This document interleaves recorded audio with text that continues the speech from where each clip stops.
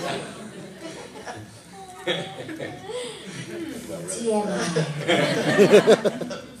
about this song? Hi, my friend. Hello. How are you?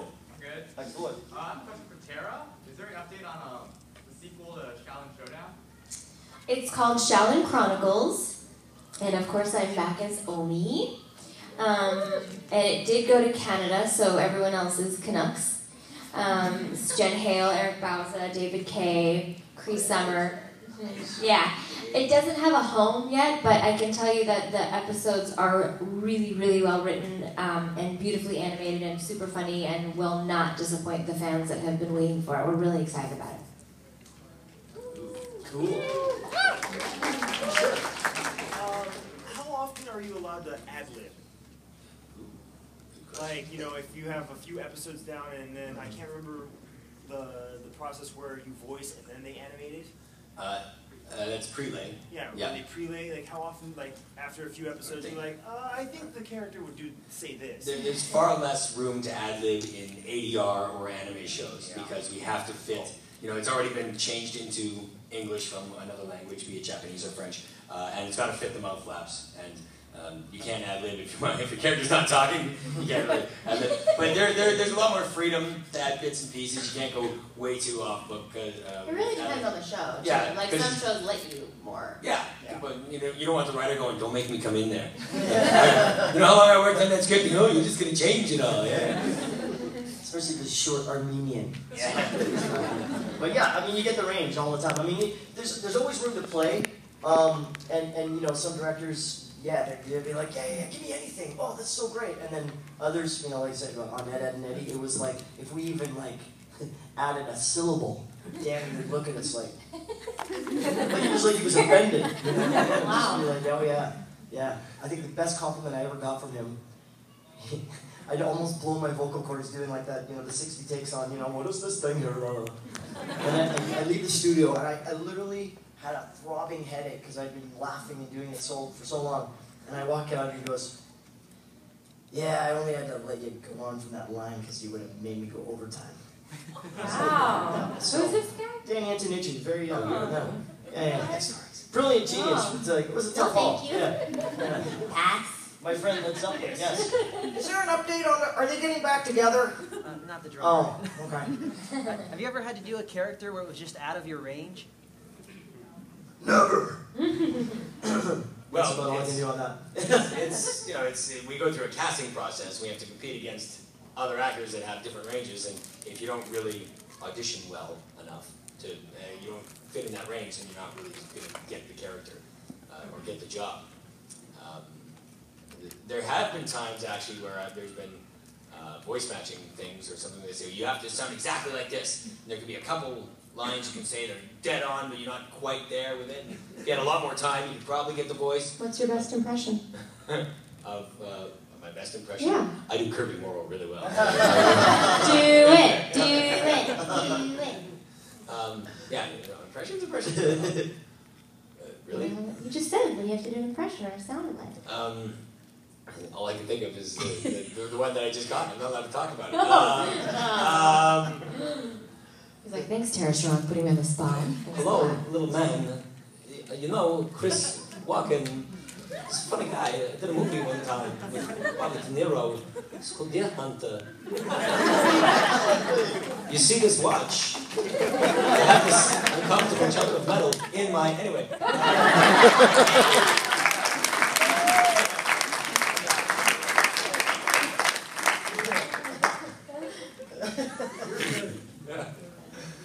Yeah, you must got a question, Oscar. Hi, sure. I have 2 questions. Okay, I'll take the second one.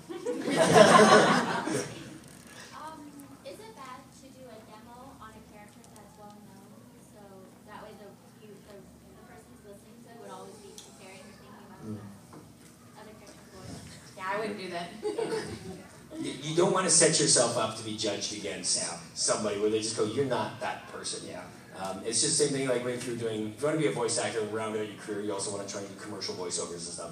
And you don't want to pick a voiceover that they listen to your voice and go, there's no way they would ever cast you to be this voice. So I think the good piece of advice was always, if you don't do them better than they do them, so if you're trying to do Arnold Schwarzenegger, if you don't sound better and more like Arnold Schwarzenegger to do an impression, don't do it, right? It's, yeah, definitely. Especially when you're first getting in, because they also want to see like fresh, new, creative voiceover, hear creative voices and you know, and all that, so, yeah.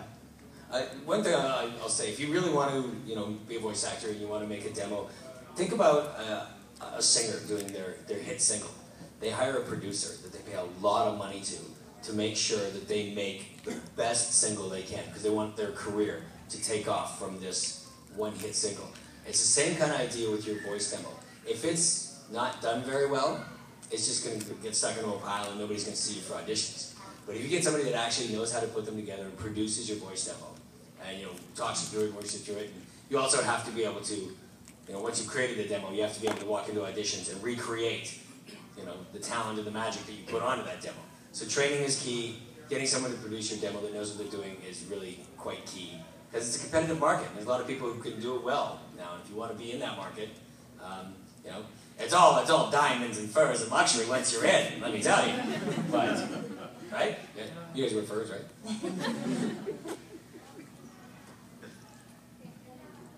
She had two questions. Yeah, Pay attention. And the second one, and the answer, the other one is 7. Yeah. No, wait. What's the likelihood of a voice actor being discovered for acting? The likelihood of voice actor being discovered? For an acting role. Like I said, you want to be an actor, you want to start out as a voice actor. You're asking if you can get noticed for an on-camera job from a voiceover job? It's probably not very likely unless you're really kind of out there, mainstream, known. But you'd probably have a separate audition. You'd have a separate agent for on camera than you would for your voiceover stuff. There's different agents. And I would normally say that's absolutely 100% right, but there's a voice actor in Vancouver named Trevor Duvall who has done a bunch of Nickelodeon stuff. And they came up with a movie for the band Big Time Rush called Big Time Movie. And they were looking for an evil guy, and they auditioned LA, New York, Toronto, everywhere. They could not find this guy. But one of the guys from Nickelodeon knew Trevor from his voice work and said, I've got the guy. He's got the voice to play the evil bad guy in it. And they had him come in and audition, and they also wanted him to be like kind of a Richard Branson kind of character, and Trevor's got that kind of look. And he went in for he goes, I haven't done on-camera work in like 10 years. And they came in, and he got the lead in a movie that was huge. It had like 17 million viewers or something on Nickelodeon. I'm that too. Same thing. They knew who I was. Yeah. From early appearance. Because Scott, who created that show, was one of the writers on it. Okay, there you go. So, I mean, It happens, but it's not that common. There's always Cinderella stories to everything. I keep wearing slippers, but nobody ever gives me And by the way, not all voice actors want to do on camera either. Because I've had some of my fellow voice actors been offered things and they go, nah, this voiceover's so fun, doesn't matter what you look like, go in the booth and get tack silly, and you're around these people that are so incredibly talented, and you don't have to wait for hair and makeup and lighting, and some people don't really even want that. And not anyone here, we take it. Cases is going on YouTube. Yeah. How about over here? I have a friend who works at a radio station. Is it Bob? It's not Bob, is it? And It is Bob, she's going to tell you. It's Bob. and we are going to get together in about a month or so to do a demo. Are there any places that you suggest where I should bring it in, and are there any exercises or tips you can give me? Have you already taken some classes? A few. Yeah. You know, if you feel real strong about your demo, do you live in Los Angeles? I live in the Antelope Valley area. So wherever you live, there's a SAG website that has reputable agencies, and you can just submit them to all of them and see if anyone bites. Or if you have a friend at an agency, that's always a better way to get in. Just know that if you have to pay them, then it's not kosher. You just pay them what you make, not up front. And are there any exercises or tips that you can give me for when I actually go into the studios? Get as much experience as you can, you know, before you go in, because, you know, if you get into the audition situation, especially if they're new, you know, there's there's your opportunity, right? So, prepare. And there's, once again, the internet is a great tool. You can find vocal warm-ups, things to do to warm up your voice, warm up your articulators. Yes. Yeah? Every day. Oh. Yeah. Good. Yeah. Do it. Vocal warm-ups move around your articulators, which form the speech, which is like your lips, your teeth, your hard and soft palate. You can do simple things like motorboats.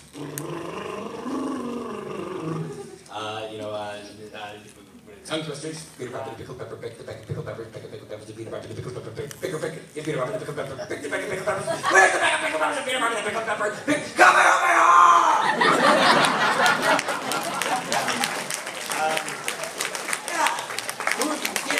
Getting everything moving.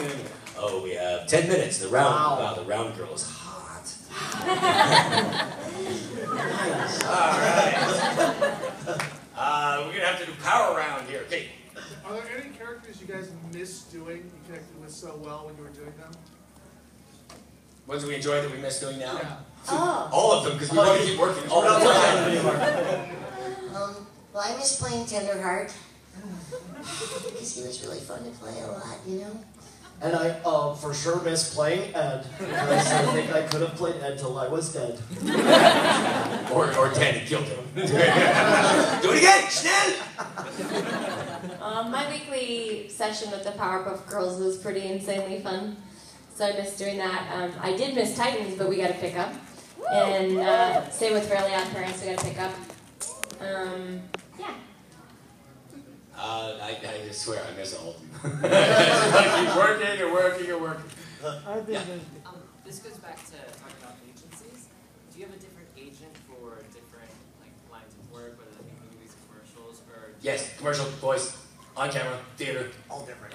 Booking agents. Conventions. Yeah, booking agents, conventions. Yes. Okay. Oh, thank God I'm skipping yes. Is there a voice that you guys love so much, but that has not been heard yet, that you would love to hear have not been heard? We probably each have 1,000. It comes out when we're cooking or, dating or something. Dating? Yeah.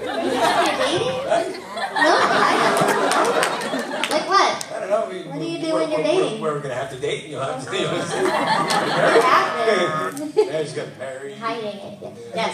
All right. Yeah. Okay. He's Well, cute. Sorry. Maddie? Yep. And then we're always voice actors. Yeah, there's trying voices new everywhere. voices, and we always see actors do a role or see something. We're like, wow, I could have done that.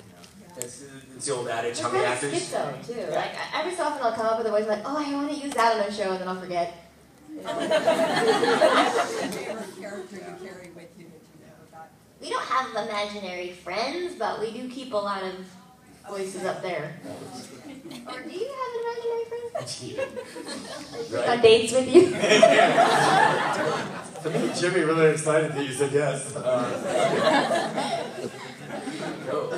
Yeah. What do you think about them bringing in A-list actors who've been in a lot of movies to do voice acting? We love that. We love that they get 10 million and we get 800. We love that.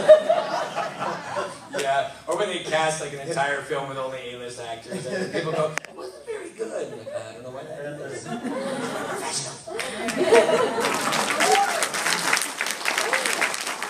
mean, some of them are really good. I mean, Shrek and Toy Story, they're fantastic. But quite often I'll be in a session like, oh my God, we got so-and-so from The Office for this episode. Okay, kids don't care, parents don't care. They could get some really seasoned journeyman voice actors to make movies fantastic. And it does get frustrating that we don't get those shots. Yeah, because you look at some of the classic roles that have been done before. Sort of like the Star was the first 3 or 4 roles in an animated film. That's there's your proof right there. I think. The Little Mermaid. Yeah, exactly. I mean, that movie made stars. Yeah, and actually, when I did the sequel to that, originally they told me I was just guide tracking it so it could be given to an A-lister. Yeah. And they ended up falling in love with me and I kept it. But it doesn't happen all the time. A lot of time we do all the work and then a celebrity comes in and just copies what we did. And then they get their $10 million paycheck. That's all right. That sucks. We don't care. We have you guys. Yeah! And they agreed to give us $10 million. sandwich board guy. How many minutes?